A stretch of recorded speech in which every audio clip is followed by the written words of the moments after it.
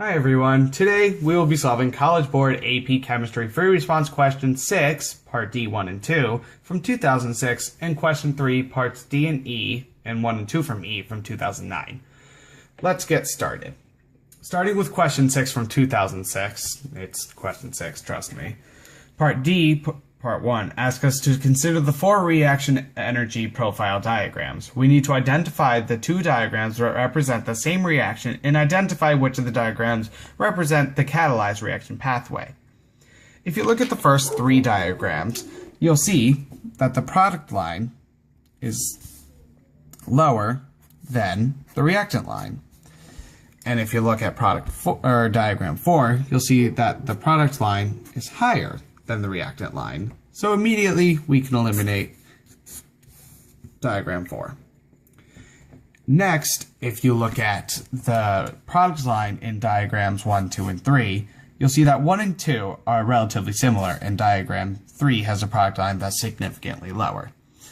We can eliminate 3.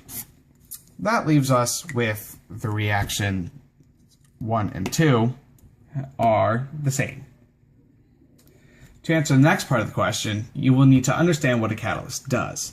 A catalyst speeds up a reaction by decreasing activation energy and allows a reaction to take place more quickly. Side note, activation energy is the minimum energy required for a reaction to finish. Diagram 1 illustrates a lower activation energy, while diagram 2 has a higher activation energy, shown by the area under the slopes. And by definition of a catalyst, we see that diagram 1 has a lower activation energy, meaning this is the catalyzed reaction, while diagram 2 has a higher activation energy, which means is the uncatalyzed reaction. Part 2 wants us to indicate whether or not we agree or disagree with the statement, adding a catalyst to a reaction mixture adds energy that causes the reaction to proceed more quickly. This statement is a little tricky because it talks about a catalyst making the reaction proceed more quickly. So you may be prompted to agree with the statement, but in actuality we should disagree with the statement because the catalyst does not add energy to a reaction. It provides an alternate pathway with a lower activation energy. Moving on to question 3, parts D and E, and 1 and 2 from E from 2009. This question states that the following mechanism has been proposed for the reaction of methane gas with chlorine gas, and it also tells us that all species are in the gas phase. Before we even look at what the question is asking, we should cancel out all intermediates and catalysts. An intermediate can be defined as a species that appears as a product in one step and a reactant in the preceding step, while a catalyst can be defined as a species that appears as a reactant in the first step and a product in the last step. Pause the video to do this now. When you come back, you should have all the cancellations I have in blue. Everything I circled in red is what we'll need in future steps. Now, we can go and complete the problem. Part D wants us to identify if CH3Cl is a catalyst or intermediate with justification. Since we just defined what an intermediate was and catalyst earlier in the video, we can do this easily. CH3Cl appears as a product in step 3 and a reactant in step 4, and so therefore, by definition of an intermediate, it is an intermediate.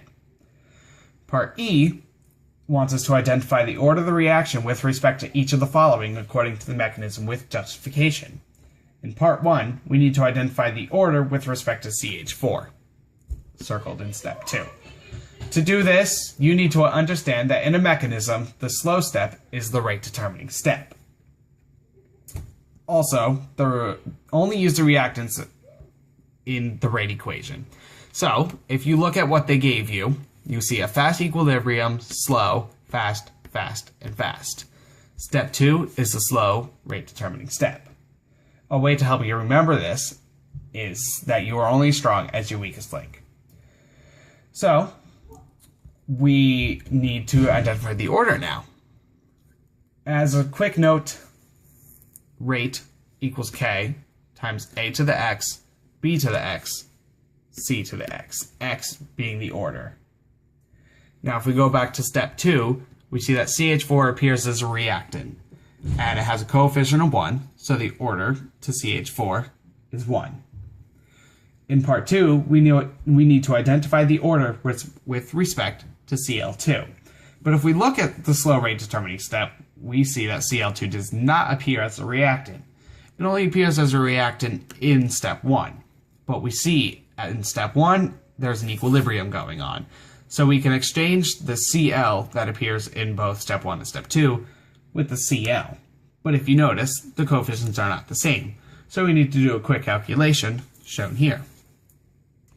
1 mole of Cl came from here. And you go 2 moles of Cl for every 1 mole of Cl2. And you come out with 1/2 mole of Cl2, which ends up being the order of the reaction. So, we have both the orders, and now to write the rate equation, you just plug it in. Rate equals K times CH4 to the first times Cl2 to the 1/2.